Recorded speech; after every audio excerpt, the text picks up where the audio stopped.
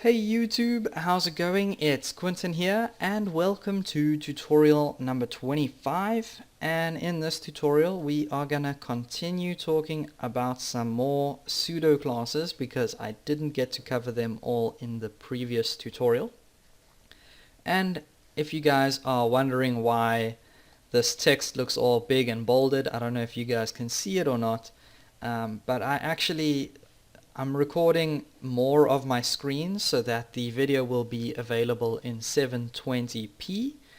And what this means though is that I had to actually zoom in on this text, because otherwise by default it would be all the way back there, I think actually over there, and that actually looks kind of small. You guys probably can't really see it, so I zoomed in a little bit just to make it a little bit more clear if you guys are not watching full screen and you are actually watching on the standard YouTube player. So yeah, I'm recording at a bigger screen and I just zoomed in. So if you guys are wondering what's different, then that is what's different. Okay, so now let's go ahead and start talking about some of our pseudo classes. And the first pseudo class that I want to talk to you guys about is the first child pseudo class. And obviously, because that is a child, we have to work with a parent element as well. So let's go ahead and create a div, and this will act as our parent. And I'm actually going to give this div an ID of parent. Okay, and then I'm going to go ahead and throw in a few paragraphs inside of this div. So I'm going to go ahead and actually duplicate that 4 times. And in the previous tutorial, I think we worked with like YOLO, so you only live once, and then that kind of went into YOLO. So we'll go ahead and just use this again. Go ahead and save that now, and again, if I were to go ahead and run this in Firefox right now, we just get 4 normal paragraphs. So let's just launch it quickly. As you can see, 4 normal paragraphs, but now let's go ahead and actually style them, or style the first child.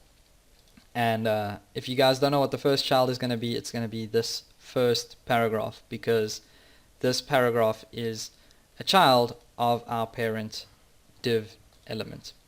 So I'm going to go ahead and select that div by ID, so parent, and that's basically my parent.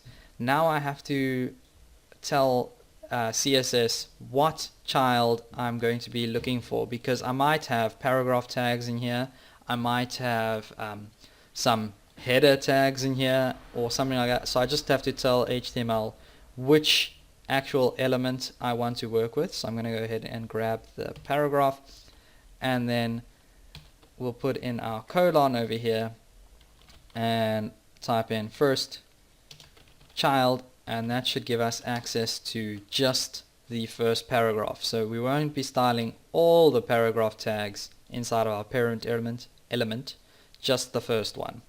So let's go ahead and give that a color of red, and maybe text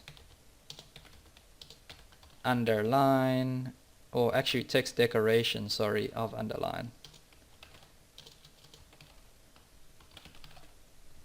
Text decoration underline.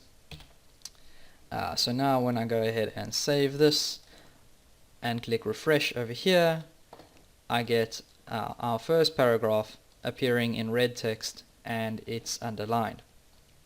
Okay, then the next pseudo class I wanted to mention to you guys was the last child. So all we have to do is actually just change first child to last child, and when I go over here and click refresh, instead of the word you being red and underlined, we'll get once. So how cool is that? Now instead of our first child, we've selected the last child. Okay, so that's quite simple.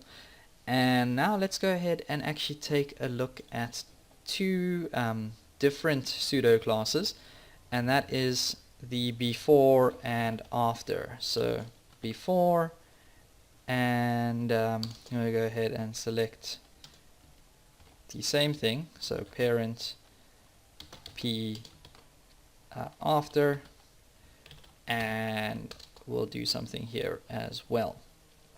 Okay, now this by itself isn't actually going to grab any of these paragraphs, so let me go back here. Oops, back there I mean. Okay, when we're selecting the before and after class, we're not actually selecting any of these elements. We're actually selecting just before this tag. So parent p before would mean this little space before the paragraph of our actual paragraph, but as long as it's inside of our div parent. And it's going to select pretty much the space between all of these paragraphs before, and then the second parent p after, that will select the space after all of these paragraphs. And something we can do over here is go ahead and just add in a bit of content using this content property. Okay, so basically if I type something in between these two quotation marks, it's actually going to appear as plain text in that space, like I said. So let's go ahead and type in maybe just I am before, and if I go ahead and save this now and go back here and click refresh, you can see it says I am before in front of our actual paragraph, and it actually kind of looks weird because it says I am before you, I am before only.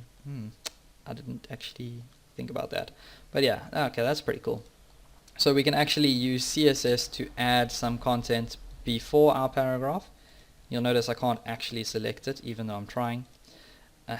So yeah, it's like just like some plain kind of text stuff. Again, I could go ahead and do this using the after class. So let's cut that out and paste that in over here. And instead of this content appearing before our paragraphs, we'll actually have it appear afterwards. So it should have actually said I am after. But yeah, okay, so we've got the text appearing after our actual paragraph. And you can use this for a lot of different things. I mean, I haven't showed you everything that we could do with this. Like the content property is probably the most useless thing of all. But we could use it to clear floating divs and that kind of thing. Although I haven't actually spoken to you guys about floating divs yet, so you probably don't know what I'm talking about. But that's actually all I have for you guys in this video. So don't forget to subscribe. Please feel free to leave a comment, like or share the video. It's really going to help my channel grow, and I will see you guys next time.